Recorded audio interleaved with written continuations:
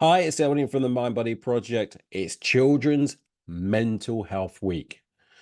Today, I'm going to focus on mindset and I give you 10 tips today in order to help the children overcome depression and anxiety. So the first thing you've got to learn is, number one, there's no such thing as mental health. It's mind, body health. Stop eradicating solutions by focusing on up here, because your gut, especially when it comes to depression, is the main problem.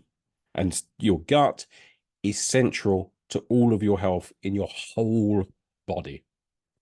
Number two, whatever you do with your mind affects the body. And whatever you do with the body affects the mind.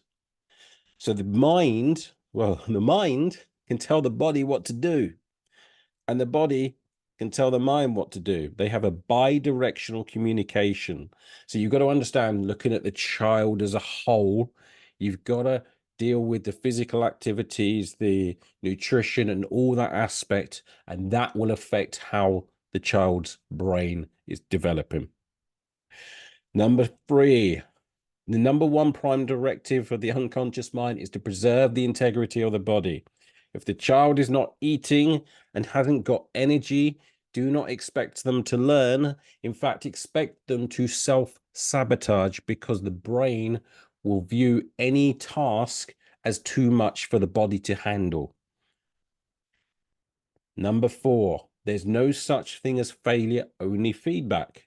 So stop frightening the kids with these exams. Tell them it's feedback to see how well you're going. Number five is children are doing the best with the behaviors they have available to them. So this is forgiveness. They're doing their best. Number six, there are no unresourceful children, only unresourceful states. Okay, so if you have the child in the right state, they can learn. If they're hungry, dehydrated, tired, haven't slept properly, do not expect them to learn. Expect them to be miserable and give you a hard time. Number seven, children who set goals are between 10 to 30 times more productive. This is the same with adults as well.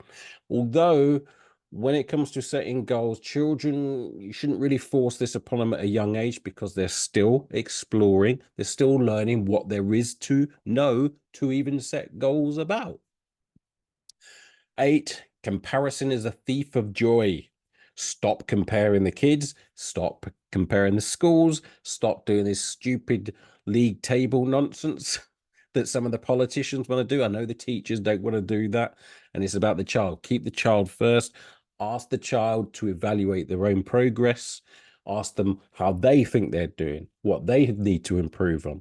Ask them, get them to feedback to you what they think they should do and how to improve. Number nine, the child's mind-body health is only as good as the adults that are teaching them. So if you are not congruent as an adult and you're trying to teach a child about health and how to do healthy behaviors and what foods to eat and how much fluids to have, and you don't do it, do not expect them to listen to you. Children do what you do, not what you say. Number 10, stop frightening the children with these words. Okay, so this is one word reframe exercise. Bored. So in other words, instead of saying bored, it's goalless. Okay, you can change whatever the words you want, but just make them more empowering for the child. Negative, unwise. That is an unwise decision. Don't be so negative. Don't be so unwise. Fear, so unknown. You just don't know that yet. That's why you have this feeling. Yeah, so the more that you learn, the less fear you can have. Anxious, uncertain.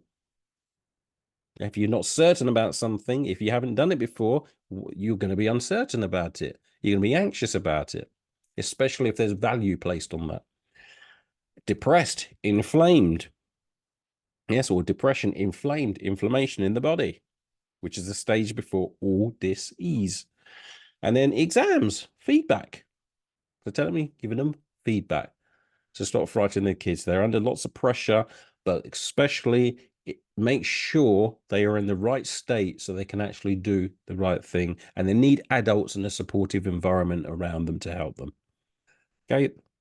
See you tomorrow.